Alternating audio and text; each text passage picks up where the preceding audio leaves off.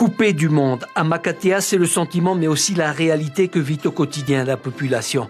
Comme dans certaines îles ou dans les vallées encaissées, leur radio est malheureusement muette. La fréquence des 736 kHz vide, voilà un mois que toute diffusion en AM, en modulation d'amplitude, s'est arrêtée sur la Polynésie.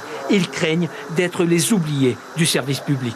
Quand les gens se déplacent au secteur, tout ça, ou vont en pêche, tout ça, ils aiment avoir leur petite radio et être au plus près des informations, quoi. Et on sent qu'il y a un réel manque. Mais en ce qui me concerne, moi, au niveau de la mairie, c'est à plus grande échelle.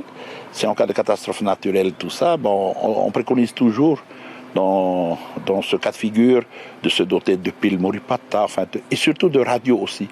Maintenant, si Polynésie Première, qui en principe couvre pratiquement toute la Polynésie, ne touche pas certains îliens, ça pourrait être une difficulté pour nous, les maires. Pas de bulletin marine spécial encore ni prévu. La météo navire en mer est toujours donnée par la radio, mais les premiers concernés, ceux qui sont loin des terres, ne peuvent l'entendre. Pour les mieux équipés, le satellite ou Internet remplace avantageusement la radio, mais en cas de mauvais temps, les informations météorologiques locales sont indispensables, voire vitales.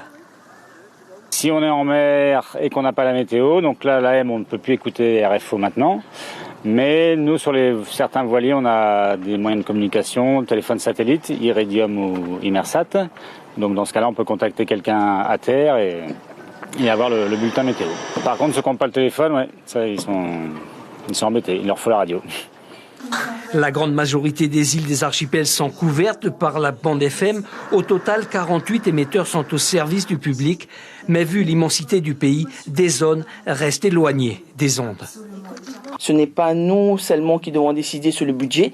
Il y a aussi France TV. France TV au-dessus, c'est le gouvernement français. Donc on n'a pas le choix. On nous dit de couper en coupe. C'est vrai qu'on a mis en avant tous ces problèmes-là. Mais ils nous ont promis qu'ils vont travailler sur ce projet. C'est en cours, de toute façon, qu'ils vont renforcer la puissance de la FM.